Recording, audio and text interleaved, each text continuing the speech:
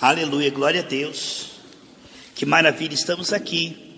Uma mensagem coletiva, onde nós queremos meditar na palavra do Senhor, com o tema Herdeiros Ungidos. Olha que coisa tremenda, irmãos. Nós somos herdeiros em Cristo. Tudo que é de Deus passou para nós. Aqui, Romanos 8,17. Olha lá. E se nós somos filhos, somos logo herdeiros, também herdeiros de Deus e co-herdeiros de Cristo, se é certo que com Ele padecemos, para que também com Ele sejamos glorificados.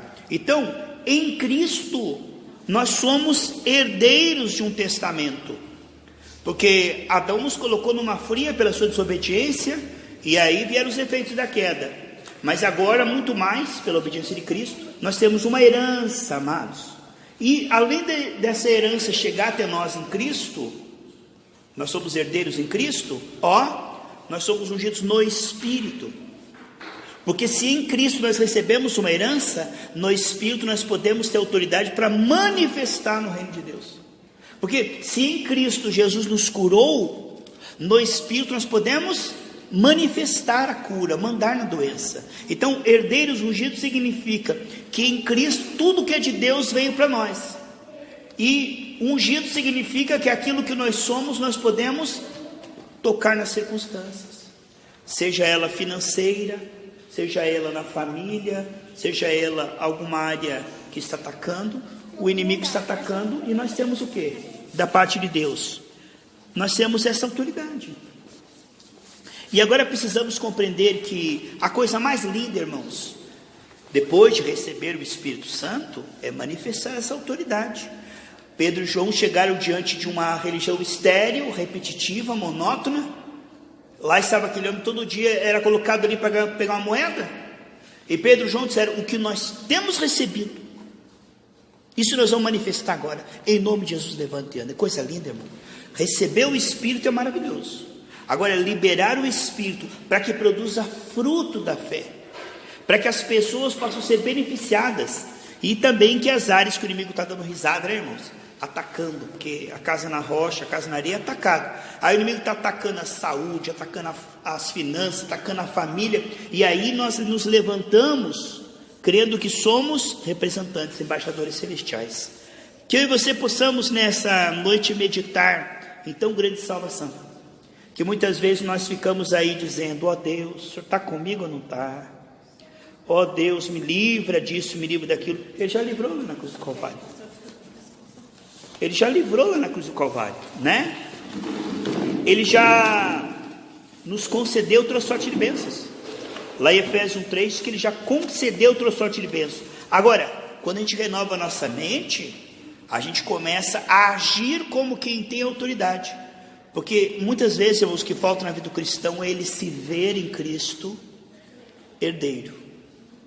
Se Deus nos amou quando nós éramos inimigos, quanto mais agora que somos família.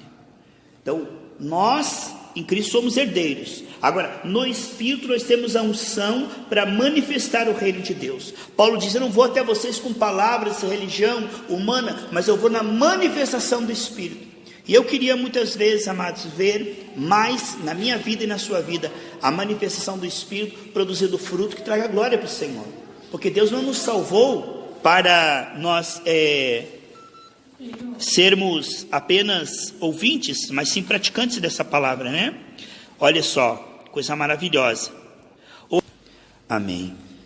Então vamos aqui, se nós somos herdeiros e somos ungidos, como nós podemos chegar a ver em Atos dos Apóstolos ali uma igreja que sabia quem ela era em Cristo e que agia de acordo? No início a gente começa a falar, parece que não acontece nada, a gente fala meio misturado fé e dúvida, porque ninguém começa com fé 100%, começa a orar, uma dor de cabeça, tudo começa com pequenos começos, mas se você persevera, aí você vai vendo fruto, né? Guilherme, fala na sua vida ou dentro dessa palavra que você está ouvindo, como é maravilhoso ver quando Jesus confirma a tua oração. Você está numa aflição, numa prova, numa dificuldade, ou alguém que pede oração para você, e você ora por aquela pessoa, e de repente você vê que algo que era impossível aconteceu, só pode ser Deus mesmo. Assim, acho que todo mundo já teve experiência de orar por alguém e pela graça de Deus, né, e Deus ir lá e tirar a dor, né, tirar a enfermidade. Isso aconteceu ontem, eu estava com dor de cabeça e eu orei, né, pela misericórdia de Deus, pela graça de Deus, né, estava dizendo, e ela passou a dor de cabeça dela, que estava já bem forte há bastante tempo, né, e ela não tomou remédio nenhum, só foi o poder da oração, da fé em Jesus Cristo mesmo, que fez com que ela fosse curada pela dor, né? E em relação a nós estarmos orando e vendo, pensando a resposta de Deus, a gente tem que vigiar muitas coisas na nossa mente, porque se a gente quer uma resposta de Deus, a gente não pode ficar olhando para situações, né? Hoje no mundo que nós vivemos, a gente tem muita informação e essas informações atrapalham muitas vezes nossa vida com Deus e a gente ouvir realmente o que Deus está falando conosco. Claro que Deus pode usar de repente até uma notícia para te abrir o entendimento e tal, mas não ficar procurando as coisas do mundo para a gente ter a resposta. Se a gente quer as respostas de Deus, a gente tem que buscar em Deus, na palavra de Deus, né? De repente até vai usar o pastor numa pregação, né? Ou até um irmão, uma irmã que venha falar com você alguma coisa, que tu vai ver que é a resposta de Deus, mas aí tu vai ver que o irmão, que a irmã é uma pessoa, são pessoas de oração, são pessoas da casa do Senhor, né? São irmãos em Cristo, então tu já viu com uma resposta de Deus e Deus vai confirmando. E é interessante que exatamente essa semana eu estava passando por decisões mesmo importantes na vida e a gente seguiu isso, tentei seguir isso ao máximo, evitando saber de notícias ou de alguma coisa mais, para não interferir. E tanto é que foi assim que eu e a Sandra sempre caminhamos, e quando a gente caminha a gente vai comentando as coisas de Deus, e hoje foi a prova disso, porque a gente estava comentando as coisas de Deus, nos nossos problemas diários e tendo a solução de Deus, e daqui a pouquinho um de nós comentou de política, e estava fluindo o Espírito Santo, e comentamos de política, ali cessou, não fluiu mais o Espírito Santo, mesmo que a gente comentou um pouquinho e parou de falar rapidinho e já se despertou, viu que não era a vontade de Deus que a gente naquele falasse. Momento não era aquele assunto que Deus queria, né? Mas depois não fluiu mais o Espírito Santo. Parece que Deus se retirou assim e não falou mais, porque mostrando pra gente assim, sou eu que falo, não é a situação que fala. Mesmo que as coisas podem estar mostrando, mas não pode, você não deve ir por ali. Mas é igual Abraão e Ló. Abraão ficou com a pior parte da terra e Ló ficou com a melhor. Só que quem era o abençoado de Deus era Abraão. E assim somos nós. Independente de qualquer situação, nós vamos seremos abençoados se tivermos na vontade do Senhor. Isso é a lição que nós tivemos hoje. Que bom. Abre em 1 João 9, quero fazer uma pergunta para ele. Elenir, ele falou assim, a gente entrega na mão do Senhor as coisas e não precisa falar, só quem quiser, tá? Olha só, às vezes a gente entrega algo na mão do Senhor e depois fica pensando, como é que Deus vai fazer para esse dinheiro chegar até mim? Como é que Deus vai fazer para que eu receba aquela promoção na empresa? A gente eleva meus olhos para os montes, de onde virá o meu socorro?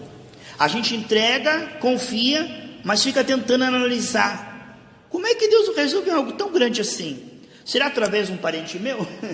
Será através de algum pastor, de uma profecia? A gente fica tentando entender como e quando, e ao invés de simplesmente dizer, isso é problema de Deus, eu vou entregar na mão do Senhor, Ele sabe e Ele fará no tempo e no modo. E é fácil, Elenir, descansar quando você entrega algo urgente para o Senhor. Por exemplo, algo que você entrega na mão do Senhor e a cartinha está caindo lá, o cobrador está cobrando e a coisa está passando, e o tempo está passando, você entregou na mão do Senhor, mas aquele problema está todo dia na tua frente ali, todo dia na tua frente ali. Como que é descansar no Senhor numa situação tão difícil dessa? Eu creio que através da nossa persistência, a oração diária, porque são muitas batalhas que a gente tem todos os dias, mas a gente sabe que a ansiedade, a preocupação não provém do Senhor. E que mesmo a gente não tendo na hora aquele descanso, a gente confessa. Aí vem a paz novamente, né? Isso, aí vem a paz novamente. Aí o inimigo ataca, a hora de novo. A hora começa tudo de novo. É oração, é jejum, né? É. Às vezes a batalha é um pouco Guerra mais é guerra. árduo, você tem que jejuar ou até chamar algum irmão Sim. para jejuar com você. Né? Ontem eu tive uma experiência na questão de enfermidade, a gente Sim. está falando aqui, né, na parte de cura, de herança. Aham, do Senhor. herança. Né? Uma pessoa estava falando para mim que tem uma situação de enfermidade no corpo. Sim. Estava falando para ela da cura, que Jesus já levou todas as enfermidades Levou. na cruz. Nós precisamos aceitar, tomar posse disso, né? Por mais que as consequências, que os sintomas... Os sintomas estão ali, continuem. atacando, mordendo. Isso, a pessoa falou assim, olha, eu creio, mas os sintomas ainda estão me incomodando. Exato. Eu estou tendo dor. Né? Eu falei, então, amém, mas continua crendo, né? Porque Deus tocou muito forte no meu coração para eu interceder por essa pessoa, e eu entrei em oração a favor dessa cura. E eu falei, se a pessoa não, talvez a fé dela, né, não alcançou essa cura ainda, eu vou unir a minha fé com a dela para que seja curada. Sim. E aí depois eu orei, entreguei para o Senhor, tenho certeza que a pessoa já está curada. Eu comecei a sentir os mesmos sintomas, as mesmas dores da pessoa. Eu falei, peraí, aqui... A batalha, você começou a perceber que o inimigo tentou atacar você. Exatamente. Na área que você está tentando defendê-la. Não, exatamente. Eu falei, se a pessoa não teve a fé suficiente para te expulsar, eu te expulso em nome de Jesus. Aqui não. E sintomas desapareceram. Quantas vezes nós vamos orar pelas pessoas e sente depois os sintomas, porque o inimigo tenta vir Foi contra a uma gente. experiência diferente que aconteceu ontem comigo, porque eu nunca tinha sentido a dor, exatamente a dor que a pessoa me falou, aquela cólica, aquele mal-estar, porque era intolerância à lactose. Sim. Né? Aquela dor forte, eu comecei a sentir, eu não tinha comido nada diferente do que eu como todos os dias. Eu comecei a sentir, aí o Espírito Santo me fez lembrar. Ainda bem, né? Que não era teu corpo, era um ataque. Exatamente. Porque quando é orgânico, toma um remedinho, mas quando é um ataque das trevas, só com oração. Tem uma oração no meu canal, Charles Brasil, chamado oração à intolerância à lactose, entendeu? Tem uma oração lá. Benção. E a minha Sobre filha isso. já foi curada disso, então eu queria Que mais bom, ainda. graças a Deus. O Guilherme estava citando aqui agora há pouco que Deus curou a esposa dele pela misericórdia, ele corrigiu pela graça. Aí eu quero que ele diga a diferença entre curar pela misericórdia e curar pela graça. 1 João 9, lê para mim, por favor. Qual a diferença de misericórdia e graça? Se confessarmos os nossos pecados, Ele é fiel e justo para nos perdoar os pecados e nos purificar de toda injustiça. Viu que ele não diz ali que Deus é misericordioso para nos perdoar? Deus, quando Ele nos perdoa, Ele não está sendo misericordioso. Ele foi misericordioso quando enviou Jesus Cristo. Ele teve misericórdia de nós, enviou Jesus. Mas depois que Jesus com seu sangue pagou, Deus como juiz, Ele é justo. Porque Jesus pagou. Ele não está sendo misericordioso, Ele está sendo justo. Porque a misericórdia, ela tem a ver com o aspecto de Deus amar o mundo e enviar Jesus. Mas depois que Jesus derramou o seu sangue, Deus, quando Ele te cura e te prospera, alguém pagou por isso. Deus, Ele é um juiz justo. Então, quando Ele falou que Deus curou a sua esposa por misericórdia, aí Ele consertou pela graça, por quê? Porque Jesus pagou e hoje é herança.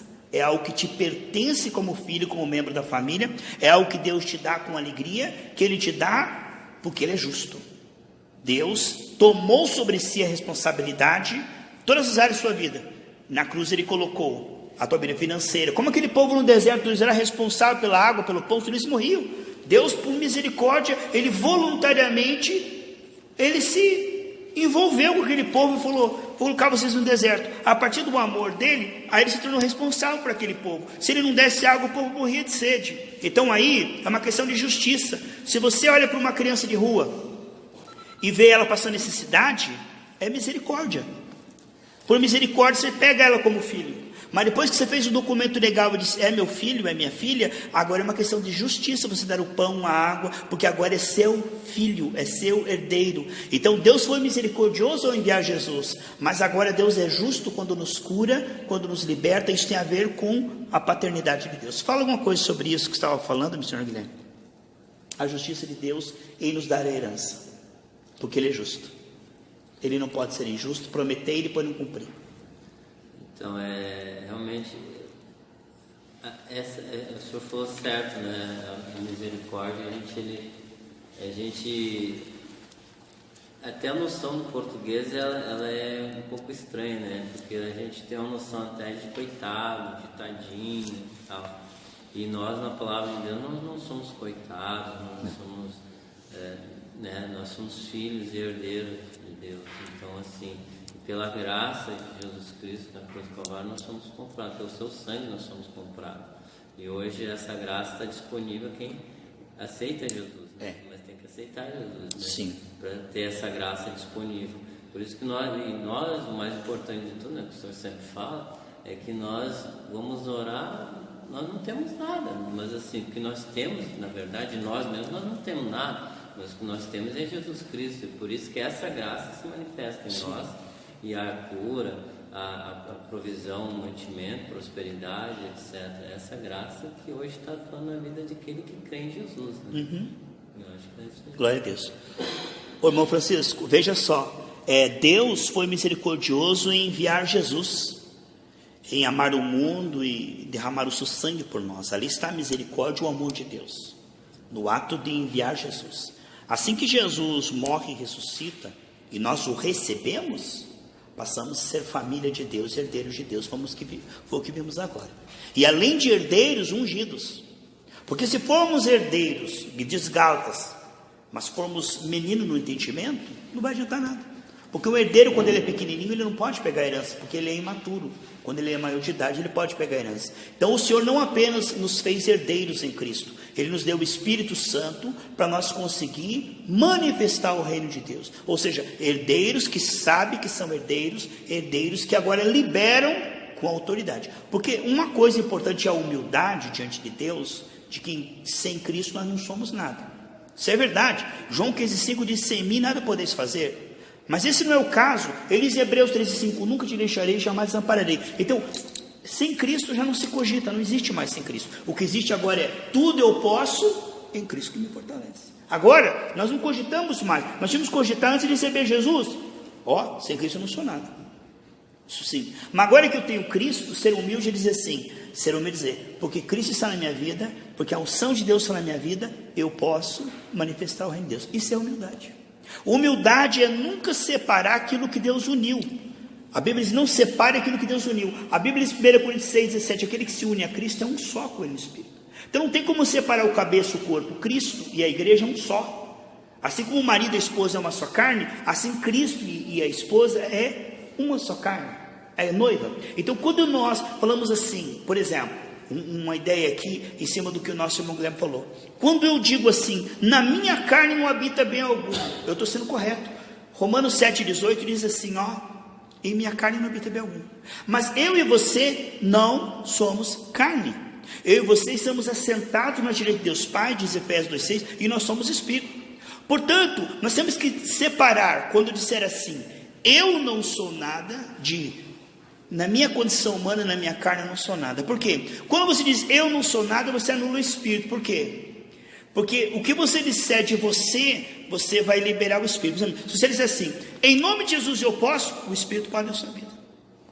Agora, se disser assim, a pessoa vai dizer assim: eu não sou nada, o que ele está dizendo? O Espírito não pode operar na minha vida, porque eu não sou nada. Então, além de você crer em Cristo, você tem que crer Cristo em você e você em Cristo. Isso é muito importante, porque se você crer em Cristo lá no céu, que Ele pode, é uma coisa. Mas se você crer que Cristo em você, recebeu em você, agora pela presença dEle, você pode nele, por causa da presença dEle. Agora está assim, quando você disser algo de você que não vale para Cristo, você está errado. Se você dizer assim: eu sou burro, você está mentindo, porque você tem a mente de Cristo. Se você disser assim: eu sou pobre, você está mentindo, porque teu pai é o dono do ouro da prata. Se você disser: eu sou doente, você está mentindo, porque pelas suas pisaduras você foi sarado. Você não pode mais dizer de você nada que você não possa dizer de Cristo. Não pode. Se você disser alguma coisa que você é, que você não possa dizer Cristo é isso, você está errado, porque você e Cristo é um só. 1 João 4,17: assim como Cristo é, somos nós nessa terra. Então, todo adjetivo que você usar para você, porque você é Espírito, tem que valer para Cristo. Ou Cristo, ou você, a mesma coisa. Agora, a tua carne, a minha carne, aí sim, aí não é nada. nossa carne não é nada, nossa carne não sabe nada, nossa carne não vale nada, temos que nos humilhar diante do Senhor, porque temos uma carne ainda, não somos ainda glorificados, temos ainda uma batalha com a carne e com o Espírito, mas nós somos Espírito. Portanto, costume-se ver assentado diante de Deus Pai, com as vestes limpas, com azeite transbordando, próspero, saudável e cheio do Espírito Santo, porque é isso que você realmente é. É da sua identidade que sai a sua fé, porque nunca você vai conseguir ter um desempenho superior da maneira como você se vê. Se você se vê um gafanhoto, você nunca vai ter um desempenho de um leão. Portanto, nunca se veja pecador. A Bíblia diz que nós éramos pecadores até receber Jesus. Quando você recebeu Jesus, aquele pecador deixou de existir, sumiu do mapa. Uma pessoa que não existia, totalmente nova. A Bíblia diz que tudo se fez novo. Uma pessoa que não existia passa a existir, santo. Aquele pecador morreu com Cristo, foi sepultado com Cristo, deixou de existir. Você era pecador até receber Cristo. Quando você recebeu Cristo, você passa a ser santo. Tanto que uma igreja tão problemática como a igreja de Coríntios, aos santos de Coríntios, aos santos em Efésios, Paulo nunca escreveu aos pecadores da Galácia, nunca. Porque pecador, você pode ver, quando você vai ver as pessoas, não, mas todos pecaram e carecem da glória de Deus. É verdade. Quando você começa a ver a carta de Romanos, que é o início do tratado teológico, capítulo 1 e 2, ele diz assim, não há um justo sequer, né? Ele está começando o tratado teológico. Ele está falando do homem pecador. Ele fala lá em Romanos 1 que o homem é pecador, que não há um justo sequer. Mas depois que ele fala, mas fostes lavados, fostes santificados, nunca mais ele fala de pecador. Dali para frente, aos santos, aos santos, aos santos. Por quê? Porque se eu me ver santo, eu venço o pecado. Porque santo não é aquele que não peca mais, é aquele que não ama o pecado e tem poder para vencer e renunciar ao pecado. Mas peca, mas não tem prazer, e não permanece no pecado, e não esconde o pecado, e não brinca com o pecado. Então, quando você diz, eu sou um pecador, você está dizendo assim, Jesus morreu, não me limpou, eu sou sujo, sou escravo do pecado, sou mais fraco que o pecado me vence, eu ainda sou a mesma pessoa que Jesus morreu, mas não limpou. Então você chama de imundo aquilo que Deus santificou. Então, você quando diz, eu peco às vezes, peço perdão, me arrependo, mas eu não sou pecador. Você peca, eu peco, mas nós não somos pecadores, nós somos santos que pecam, mas não permanece, isso é um acidente, não temos prazer no pecado. Então, quando você muda a linguagem e para de dizer, irmão, pega o microfone e assim, irmãos, não olha para mim que eu não tenho nada, então solta o microfone, porque Pedro disse, o que eu tenho eu te dou, em nome de Jesus recebo. Então, você tem algo, tem o Espírito Santo. Outra, irmãos, sou um pobre pecador lavado no sangue de Jesus. Peraí, se você é um pobre pecador lavado, o sangue lavou? Lavou. Se lavou, não é mais pecador. E se é pecador, então não lavou. Então o sangue de Jesus não fez nada, o sangue de Jesus é uma fraude. Porque o sangue de Jesus veio, lavou e você continua pecador. Peraí, que sangue de Jesus salvou? Não salvou coisa nenhuma. Se ele salvou, você não é pecador. É a mesma coisa que a pessoa diz assim, eu sou um solteiro casado. Ué, você solteiro, casou, não é mais solteiro, é casado. Né? Então você era pecador, recebeu Jesus, não é pecador, é santo. Então você não pode pensar que eu mudar, irmão, somos pecadores. Você não está sendo humilde, você está pisando no sangue de Jesus, porque Ele te santificou, Ele te lavou, Ele te perdoou, e você atribui a você sujeira, pecado, escravidão. Então que eu e você possamos sempre diferenciar. Às vezes as pessoas dizem assim, eu uso aquele versículo de Jesus, diz assim, Pai, seja feita a tua vontade, não a minha. Naquele momento ele estava dizendo, eu como criatura humana, vai ser muito doloroso ir para a cruz, mas eu vou porque eu vou morrer por eles. Eu não estou dizendo que não, estou dizendo como é difícil para mim, como ser humano, sangrar e tal. Esse é o único versículo em que mostra um contraste, Jesus dizendo assim, não seja feita a minha vontade, mas a sua. Hoje nós não podemos usar isso. Sabe por quê? Porque a vontade de Deus e a nossa é uma só, porque nós e Jesus é um só. Então, qual que é a vontade de um doente? Ser curado. Qual é a vontade do endividado? Ter para ajudar o órfão vivo do Estado. Qual a vontade da pessoa que está caindo no pecado? Vencer o pecado e glorificar o Senhor. Portanto, não existe mais a separação entre a nossa vontade e a vontade de Deus. O que existe é uma separação da nossa carne e do Espírito. Aí tem. A vontade da carne, me dá vontade de matar? Não veio do Espírito, não veio do Senhor. Me dá vontade de brigar? Não veio do Senhor, é minha carne, é algo que eu posso renunciar, não sou eu. Não, deu vontade de prostituir, Entende? Aí não é a minha vontade. Então, a vontade da minha carne nunca é igual ao do Espírito. Mas a vontade do meu Espírito, criado em Cristo Jesus, ela é a mesma que o Espírito de Deus. E outro versículo que eles usam muito, missionário Francisco, é aquele lá em Tiago. Quando vocês forem para um lugar, se mudar, ou comprar, ou vender, ou casar, pergunte se for da vontade de Deus. Está lá? Está claro na Bíblia de Tiago, que alguém que faz as coisas sem consultar a Deus, a torto e direito, e não pergunta se for da vontade de Deus, essa pessoa está pecando, porque ela está agindo precipitadamente. Então, existem coisas que nós temos que perguntar se é a vontade de Deus. Caso ou não caso? Mudo de cidade ou não mudo? Compro ou não compro? Vendo ou não vendo? Porque não está escrito aqui na Bíblia, você casará com tal. Não está ali. Então, para aquilo que não está revelado, eu oro, se for da sua vontade. Amém, irmãos? Não está revelado na Escritura. Mas naquilo que está claro, que Ele nos curou, nos prosperou, nos santificou, salvou a nossa família, nós não podemos orar, Senhor, cura ele, se for da sua vontade. Eu não posso fazer isso. Porque eu sei que a vontade dele já está revelada. Naquilo que está revelado é pecado eu dizer se for da sua vontade. Ou Deus, prospere o irmão Francisco, se for da sua vontade. Não posso. Eu anulo a oração, porque eu estou colocando dúvida, se for da sua vontade. A fé é a certeza. Se eu não tenho certeza, não vai funcionar. Se eu for orar, Senhor, abençoa os filhos de Levi, se for da tua vontade. Eu anulei a oração, porque eu estou mostrando que eu não sei se é a vontade, não tenho certeza e não estou ministrando. Então existe coisa que você colocar, se for da vontade de Deus, e Deus já mostrou que é a vontade dele, você está pecando. Você está anulando a oração. Aquela oração com açúcar, a pessoa está morrendo, né? Senhor, prepara ele para os nações celestes. Se for da tua vontade, cura, senão meu Pai, recolhe teu guerreiro. Sai, tira a mão de mim aqui e tal. O tipo de oração não tem revelação nenhuma, nem sabe a vontade de Deus. Há pessoas que Deus quer recolher, há pessoas que estão preparadas para recolher, mas aí Deus revela, é uma exceção, porque no modo geral, Jesus imporão a mão sobre os enfermos, eles serão curados. Então que eu e você possamos ter muito cuidado, para que nós não venhamos colocar rótulo em nós, pecador, indigno, fraco, burro, pobretão, quando o Senhor diz que nós somos filhos, herdeiros, somos santificados em Cristo. Porque a nossa santificação, ela é emprestada, irmão. É a justiça de Cristo. Nós mesmos somos na condição humana. Mas vamos parar de falar de condição humana, sabe por quê? Porque é torpe falar da nossa carne. É torpe falar dos nossos pensamentos carnais. A não ser que seja para confessar para Deus, irmão. Mas eu chegar para o irmão que fala, sabe, eu estou com uns pensamentos. Isso é torpe, nem mencione. Nem fale. Vamos falar do Espírito, porque é isso que nós somos. Missionário Francisco, é uma alegria ter você conosco, homem de Deus. Todo mundo ama muito você é uma bênção. E fala alguma coisa aos nossos corações sobre como é bom ser cristão, mesmo com tantas provas, tanta luta, nesse tempo difícil, criar família, é filho, é parente, mas Deus está conosco, né? É só Jesus na casa. Só, né? Bom, diante de tudo que nós já temos aprendido aqui, através do Espírito, eu quero colocar algumas circunstâncias que decorrem aos anos. Verdade. Que já se passaram. Verdade. Então, o que eu vi, junto com a minha esposa, diante de um sistema religioso, que muitas das vezes nos impediram da verdade.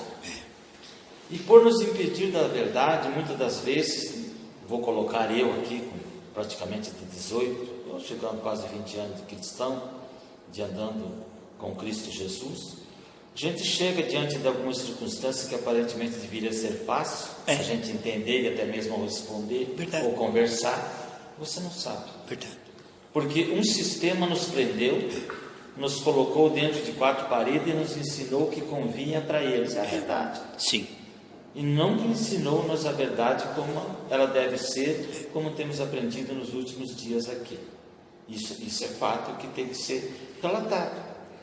Mas eu estava observando aqui o pastor Carlinhos falar, o irmão ali também falar e tudo mais, e na própria carta dos Romanos, no capítulo 8, ele inicia de uma forma que nós não podemos separar esse versículo pela metade. Verdade. Onde fala-se, portanto, agora, nenhuma condenação há para os que estão em Cristo Jesus. Se nós pararmos aqui, beleza, então não há mais nenhuma condenação para aqueles que estão em Cristo Jesus. Vou dar na carne agora. Aí tudo bem, mas tem uma vírgula ali, continua. E o que continua dizendo?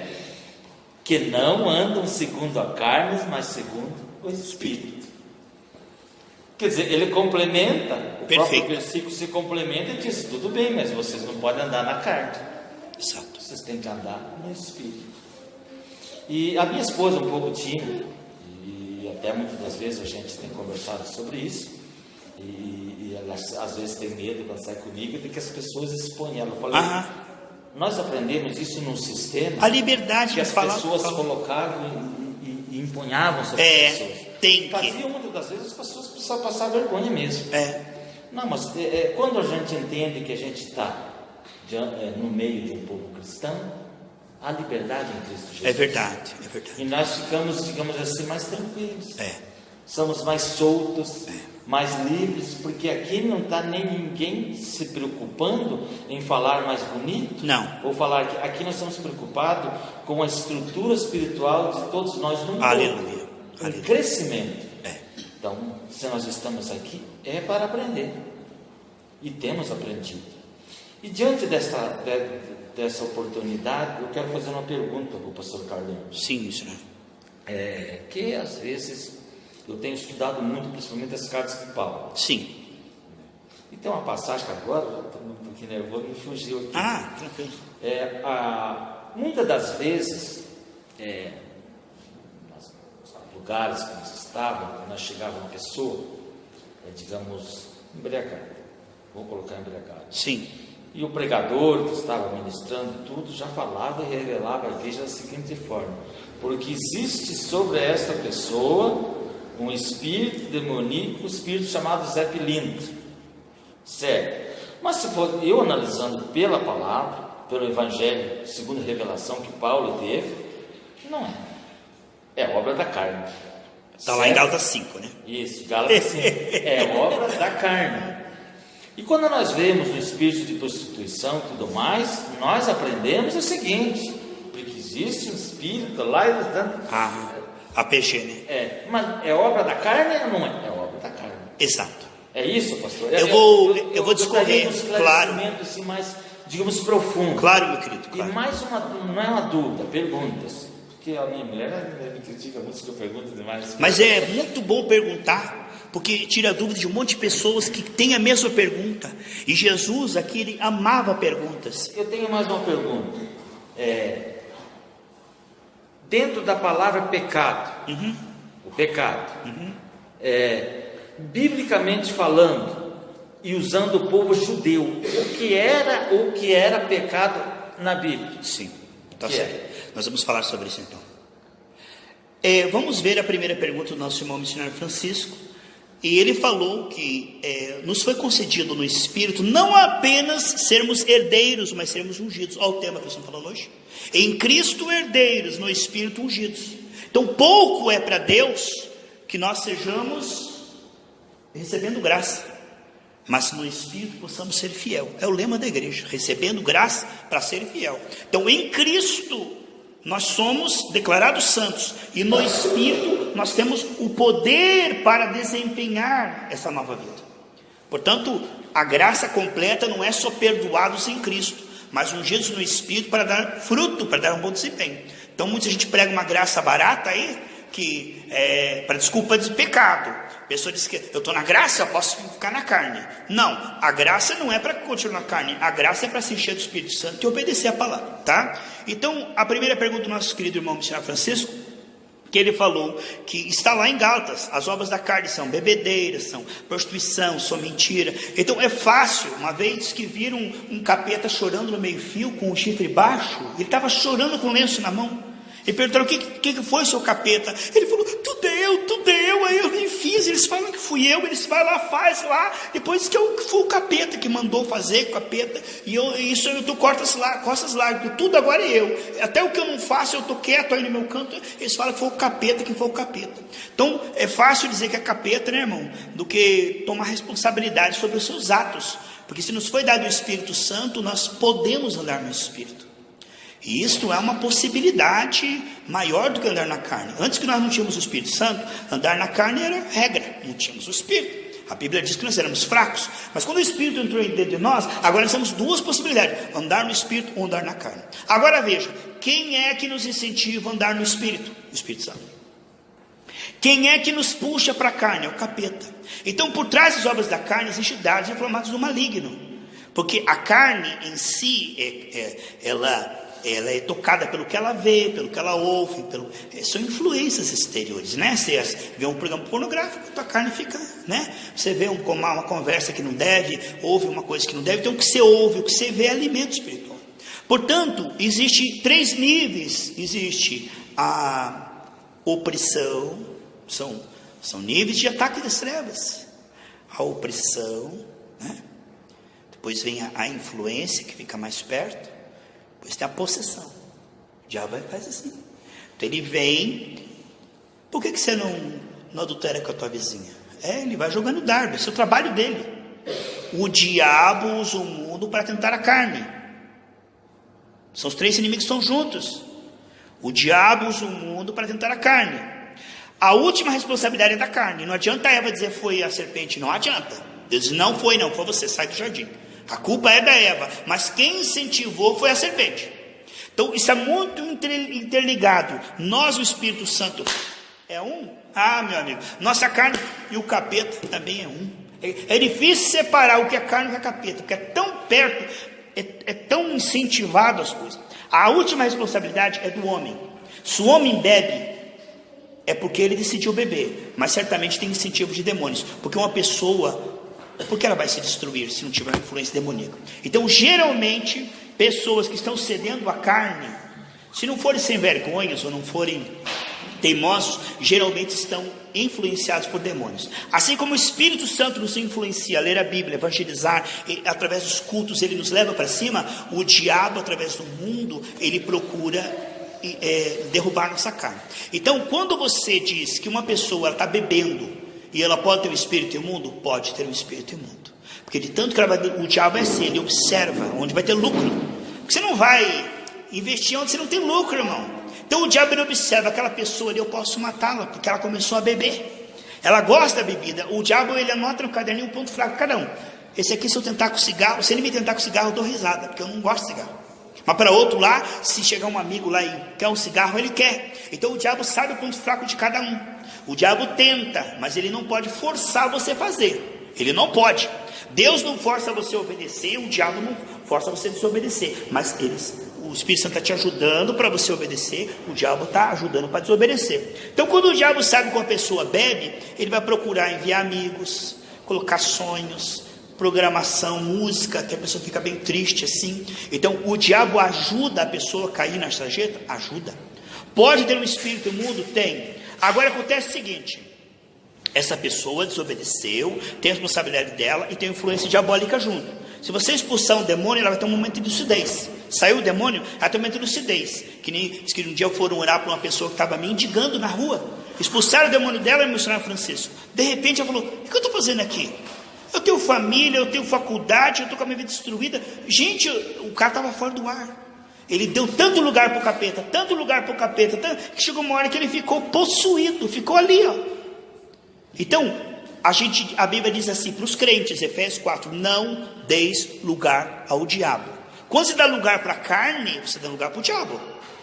É impossível eu pecar com o meu corpo, eu ir num motel ou uma casa, uma namorada e fazer sexo fora do casamento. É impossível juntar o meu corpo e não contaminar minha alma, porque está tudo junto, espírito, alma e corpo. Então quando eu peco, eu estou dando lugar a demônios e fico mais fraco para a próxima vez. Eu não vou conseguir dizer não. Se ela me convidar, eu não vou conseguir. E vai entrando num vício sexual que chega uma hora em que os demônios começam a trabalhar junto.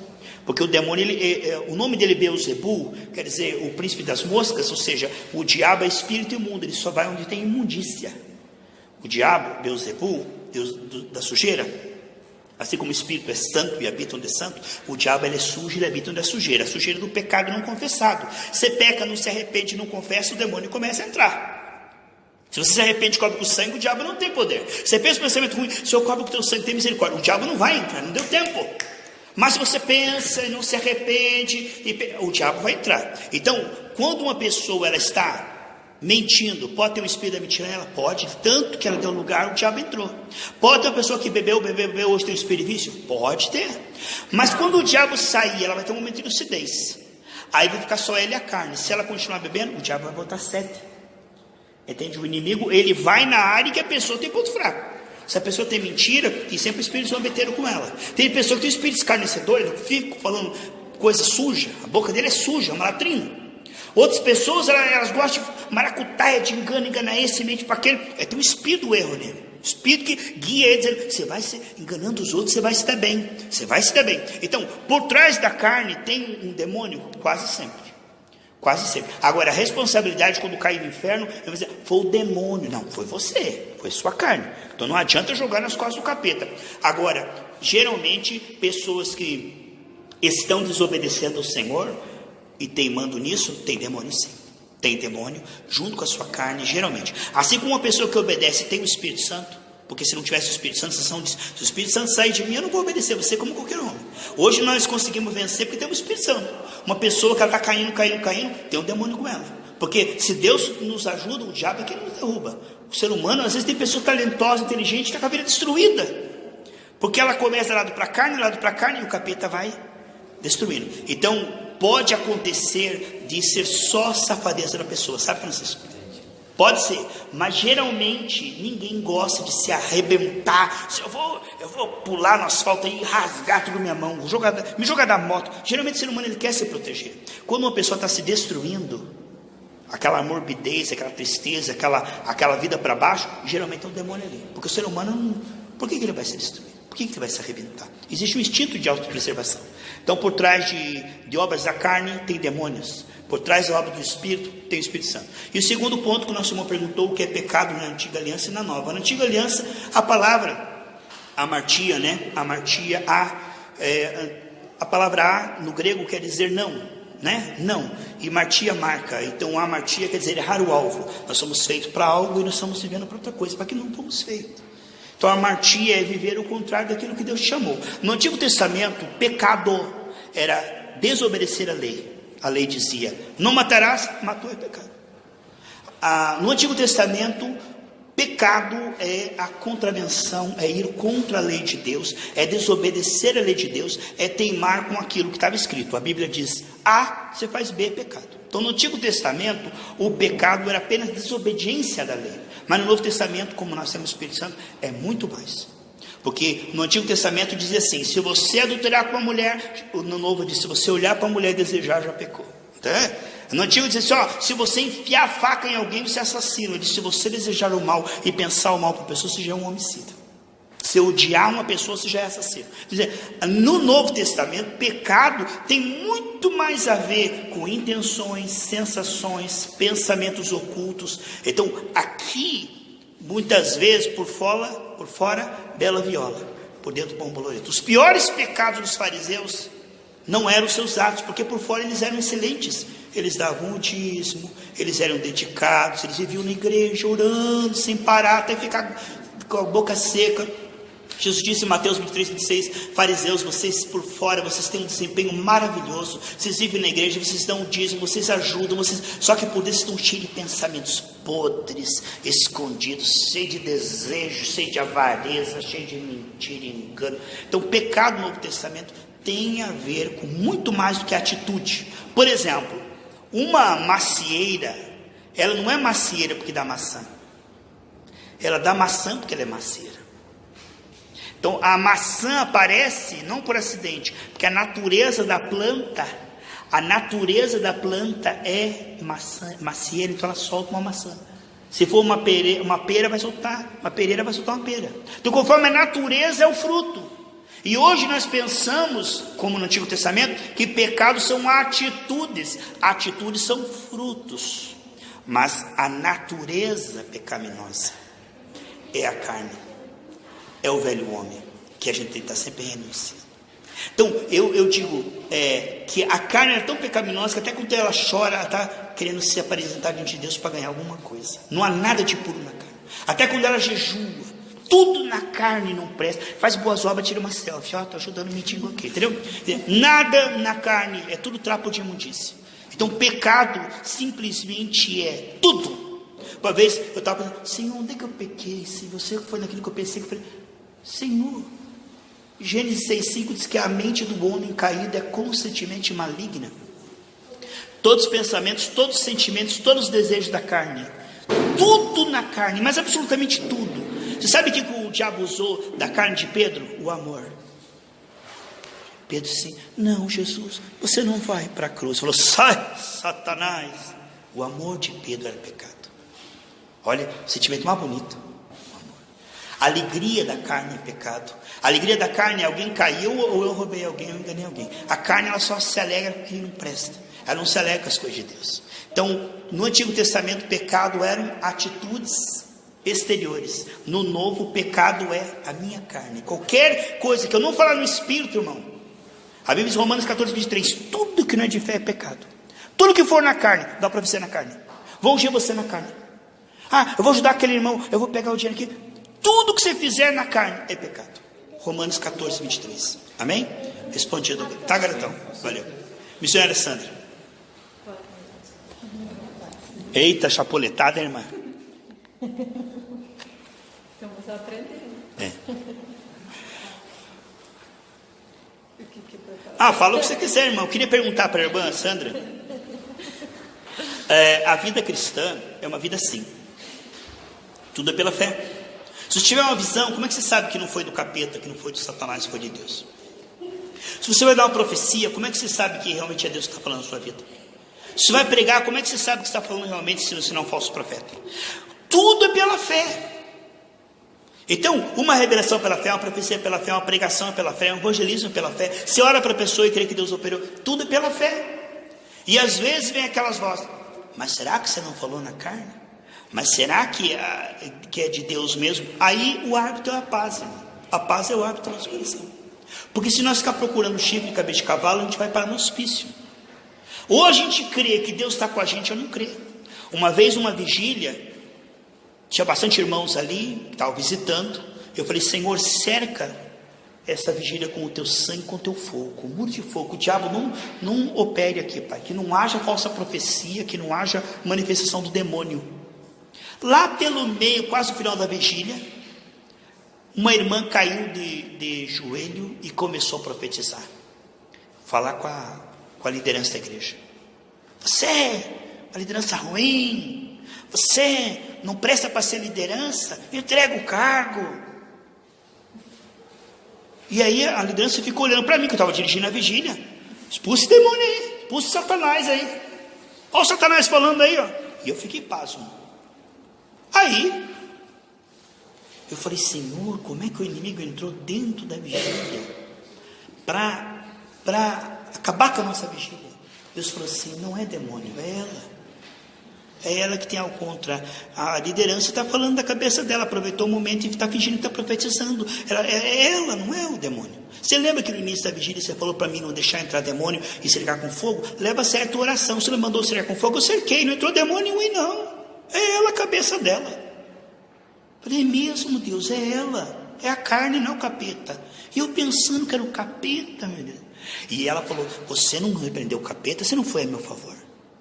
E aí, é o capeta porque é o capeta. Eu falei, não é o capeta, é ela. Não, você devia ter me defendido, expulsado o capeta e ficaram contra mim. E aí os outros pastores lá ficou tudo contra mim, porque eu expulsei o capeta, deixei o capeta falar na vigília. Eu falei, meu Deus, mas não é o capeta, irmão. Passou uns 5 dias, a irmã chegou na igreja lá. Quero falar com você e com você, ou seja, comigo e com a liderança. Quero dizer para vocês que naquele momento não era capeta coisa nenhuma. Fui eu mesmo que falei. Irmã Sandra, precisamos andar no Espírito e crer que se pedimos pão, Deus não dá pedra. Em Tiago 1,5 diz, se você pedir sabedoria, creia. Você diz, eu vou pôr a mão sobre ele, Pai, unge. Deus vai ungir. A gente não pode orar e depois ficar colocando dúvida. Se eu disse, Senhor, que eu abra minha boca, o teu Espírito Santo fala, agora vai falar o capeta. Claro que não, eu pedi para Deus falar. Nós temos que crer. Se pedimos que Deus fale, Deus vai falar. Amém? Eu creio também, sim. Porque hoje, nesses dias difíceis, né, que nós estamos vivendo, onde a palavra de Deus está sendo testada, né? Porque tem o espírito do erro e o Espírito Santo, né? E nós temos que saber realmente quem está falando, se é o Espírito do Senhor ou se é o Espírito do erro.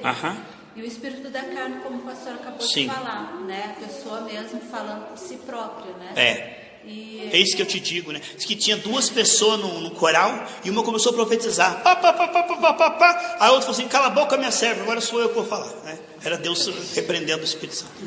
Exatamente, eu creio que cada um de nós já passou por isso, né? Uma afronta dessa, né? Se é minha serva, era mulher de Deus. E cala a boca, minha serva, então Deus está falando. Se Deus está falando que é minha serva, então aquela que estava falando era serva, né? É verdade. Mas eu sei assim que a palavra de Deus, ela testifica, né, no nosso coração, né? Não que somos melhores, mas a palavra do Senhor, ela fala que se nós abrirmos a nossa boca, o Senhor vai falar por nós, né? Ele vai falar as palavras dele, né? Não vai falar mais as nossas palavras. Sim. E então a gente sabe que o Espírito Santo está falando quando você olha para dentro de você mesmo e você fala: mas eu não vou falar isso, porque eu não tenho condições de falar isso, né? Uma profecia, curar um enfermo, né? Assim, em si próprio você não tem isso, mas você tem porque Deus te deu, através de Jesus. Porque o fruto do Espírito é fidelidade. A fidelidade é dom de Deus. Deus nos deu graça para sermos fiéis. Amém?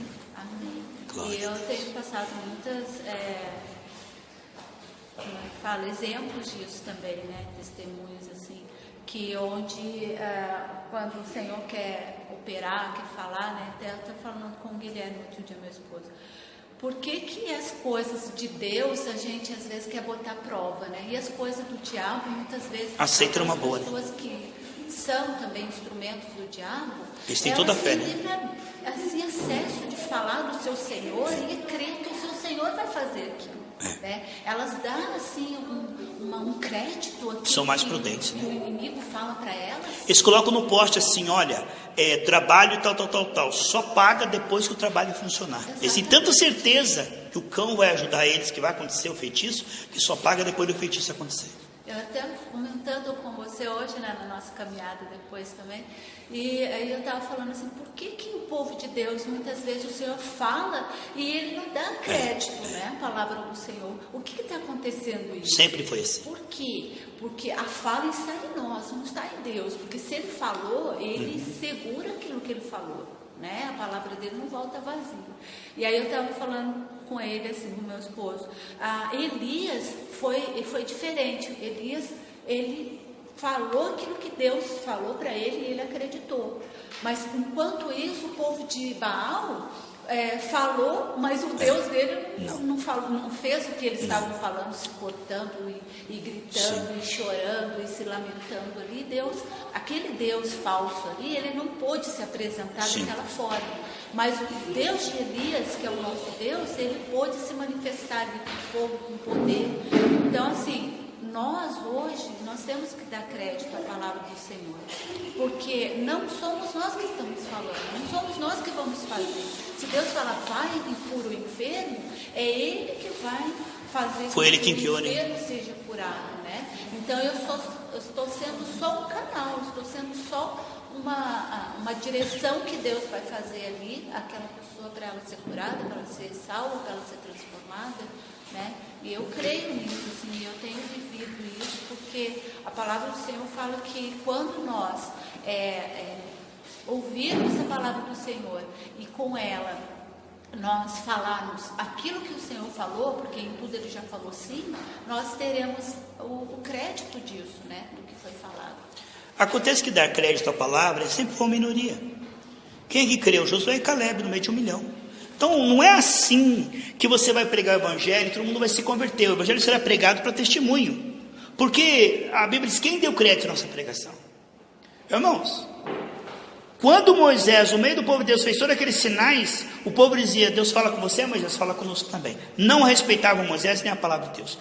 As tribos, heteus, heveus, amorreus, ouvimos dizer que Deus é com você, Moisés, que você é um homem de Deus. Os outros lá de fora dizem: mas eu vejo Deus no missionário Francisco.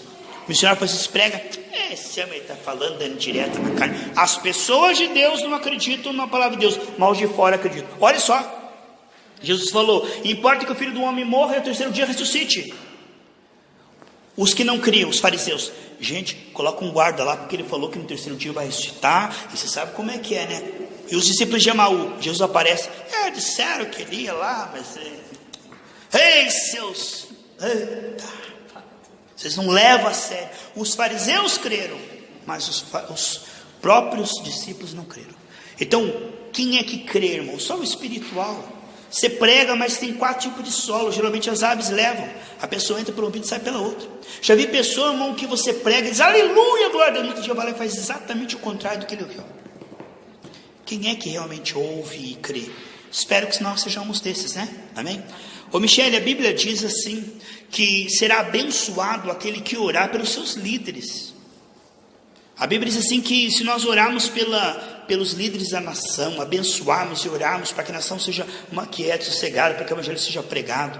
A Bíblia diz que nós devemos orar pela liderança política. Não amaldiçoar, criticar, escarnecer, ficar indo contra. Quando eu não concordava com o governo anterior, eu vivia orando por eles, jejuando por eles. Você não tem que concordar com o governo, mas a Bíblia diz, ore, interceda, abençoe. Não diz fique criticando, fique falando mal, fique postando contra. Porque toda a liderança é constituída por Deus. Ele disse, aquele que resiste à liderança traz sobre si condenação. Então quantas pessoas que às vezes, amados, ao invés de orar, ficam criticando. E não sabem que a vida não vai para frente. Porque Deus nos chamou para orar por autoridade, seja polícia, seja governos, tudo que existir de autoridade, se a gente não concorda, não precisa concordar, mas sim orar. E aquele que vai contra, ele acaba se machucando, porque foi Deus que constituiu, né, Michele? Na verdade, é que isso confunde muito nesse sentido de orar pela liderança, ser um governo como o último passado, que era corrupto, tudo dá aquela impressão de você está orando para o governo, você está querendo que ele permaneça da forma que ele é e que ele prospere dessa forma. Na verdade, é orar justamente para se arrepender. Para que Deus dê sabedoria. Deus dê sabedoria para se voltar de forma sábia, que realmente ajuda o povo, né? Você teve uma ideia boa que há muitos brasileiros que são contra o governo do Brasil que podiam ir para a Venezuela. E muitos venezuelanos que estão infelizes lá podiam vir para cá, né? E aí todo mundo ia ficar feliz, né? É verdade, lá é tão rico, né, no petróleo, vai lá gastar o petróleo dele, né? Mas o pastor estava falando aquela hora, um pouco antes do Francisco, e daí eu meio que entendo quando a pessoa, ela pega e fala, vai orar por outro e fala, Deus prospera se for da tua vontade. Na verdade é uma forma de falar, mas porque muitas vezes você também não pode chegar numa pessoa e orar para ela prosperar, sendo que naquele momento ela não está preparada, não é o plano de Deus naquela hora, é o plano de Deus prosperar, mas naquele momento não. Então o correto não seria, Senhor, que seja próspero conforme a tua programação, o teu plano para essa pessoa, né? Porque você também é o que quer dizer quando se for da tua vontade. É que na verdade se for no tempo que é uma diferença entre vontade, tempo e modo. São coisas totalmente diferentes. A vontade de Deus está clara. O Salmo 35, 27 diz que Deus tem prazer na sua prosperidade. A Bíblia diz, Senhor é meu pastor, nada faltará. Em Filipenses diz que Ele suprirá todas as nossas necessidades. Em 2 Coríntios 9:8 diz que Ele nos dará sempre, em todo o tempo, em todas as áreas, de forma transbordante. Em 2 Coríntios 8:9 diz que Jesus se fez pobre para que nós sejamos prósperos. Então, a prosperidade é a vontade de Deus. Ela já foi concedida. E isto é algo lícito que te pertence. A questão da Michele falar de saber lidar com a prosperidade segura, de acordo com sua vida espiritual, você não se empolgar com o dinheiro, não perder-se, porque o amor ao dinheiro raiz todos os males, a imaturidade ou o amor ao dinheiro, né? A questão da pessoa, aí é o seguinte, quando você ora, Pai, abençoa a Michele em nome de Jesus, é claro que o Pai vai responder essa oração em nome de Jesus, no Espírito, de acordo com a sabedoria, o tempo e o modo dele. Você está dizendo, Senhor, agora, nesse momento, cai nota de 100, não estou falando isso. Quando eu oro para que alguém seja próspero, eu estou dentro da palavra de Deus, eu não preciso pedir se for a vontade de Deus, porque já é. E quanto à questão do tempo e o modo, aí só se você orar assim, né? Senhor, que ela seja próspera. Neste momento agora, Pai, toda prosperidade. Aí não tem como. O Espírito Santo, ele responde às nossas orações no tempo e no modo dele. Porque um é o que semeia, outro é o que rega, mas é Deus que dá o crescimento. Por isso que às vezes existe cura e existe milagre. Milagre, o corpo sara na hora. Cura é um processo, às vezes demora algumas semanas e vai sarando, né? Então quando você orar para alguém ser próspero, não tenha medo. Pode orar, porque a Bíblia manda orar. A Bíblia manda orar para que haja prosperidade no povo de Deus. O único que quer que você seja quebrado, endividado é o capeta, né? Deus quer que sobe dinheiro. Agora, Jesus curou os 10 leprosos, só um voltou para agradecer. Eu não vou curar os outros 9 porque eles não merecem, porque eles não vão me agradecer, porque eles vão ser salvos. Não, Deus não está nem aí, entendeu? Ele vai prosperar. Se a pessoa se perder, o que pode fazer? Ele não pode deixar de prosperar, porque a pessoa vai largá-lo, porque muitas pessoas que estão na igreja, se Deus prosperar, vai largar ele sabe disso, mas não é por causa disso que ele vai deixar uma pessoa pôr em água. Então Deus vai prosperar? Vai. E por causa disso muitos vão virar as costas? Vão. Mas Deus vai mudar de ideia? Não vai. Deus vai prosperar. Deus vai curar o irmão, e quando curar o irmão não vê mais na igreja? Vai curar mesmo assim. Porque Deus não pode ser infiel por causa da infidelidade das pessoas. Quando ele curou os 10 leprosos, só um voltou. Ele disse assim, os 9 que não foram curados agora, fica dois de novo. Não fez, né? Está curado, está curado. Os dons de Deus são sem arrependimento. Então não tenha medo de orar para que as pessoas sejam prósperas, saudáveis, cheias do Espírito Santo. E quando você orar em nome de Jesus, você está dizendo, conforme a mente de Cristo, o tempo de Cristo, o modo de Cristo. Não vai ser instantaneamente. Deus vai responder essa oração em Cristo, no Espírito. Amém? Está respondido? Amém. Deus te abençoe. Vamos orar. Pai, obrigado por esses momentos proféticos. Continua trabalhando em nossos corações. Queremos profetizar de acordo com a tua palavra, que sejamos prósperos, saudáveis, cheios do Espírito Santo. Quebramos agora toda a cadeia financeira, na saúde, na mente, na família, toda a potestade diabólica. Quebramos toda a cadeia das trevas. Se houver brecha, cobre com o teu sangue. Age agora, Pai. Opera, nos aproxima de Ti, gera em nós o fruto, como disse o missionário Francisco, para que nós não apenas venhamos a ser em Cristo, não condenados, mas sim andar no Espírito, para sermos canal de bênção. Obrigado por esses momentos, por essa palavra. Te louvamos, que ela possa frutificar a 100 por 1. Em nome de Jesus, amém? Amém. God bless you all. Deu uma super mensagem, né? 1h02 só.